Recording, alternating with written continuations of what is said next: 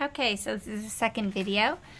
So we just talked about how each of us fell out in scoring somewhere in a continuum between introverted and extroverted.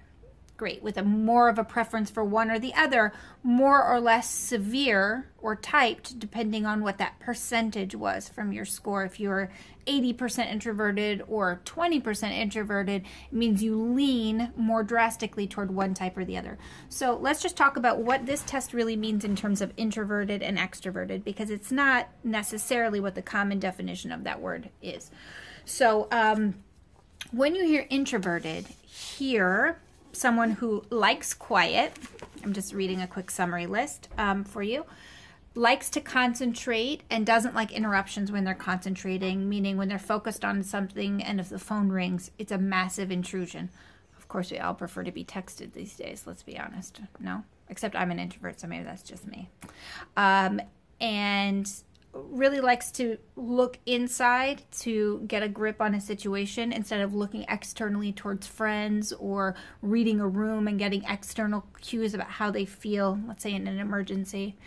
Has more trouble remembering names and faces, but will really remember other things about a person. Is happy to work alone, and communication with another person isn't maybe their strongest suit. An extroverted person likes maybe more variety and action,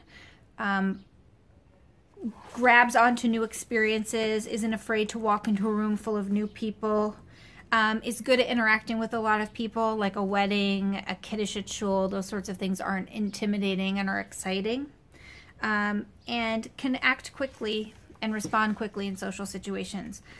I have to say, I think one of the most important defining factors of introvert versus extrovert is how you recharge your batteries. There are people who, Shabbos comes after a busy week at work, and they are eating out for Shabbos lunch.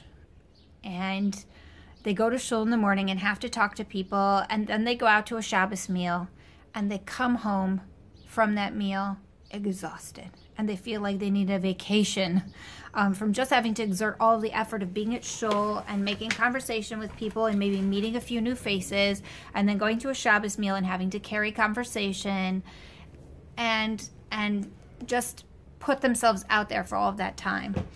And there are people who have a busy week at work and don't really get to dive into any in-depth conversation with people. So Shabbos comes, and they're so excited to go to shul. And then they think, wow, that's great. I have plans to eat out for lunch. They eat out for lunch.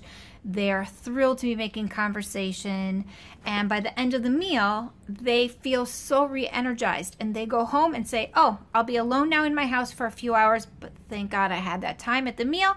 And I was so energized by the conversation. And that recharged my batteries that I can now go back into the work week.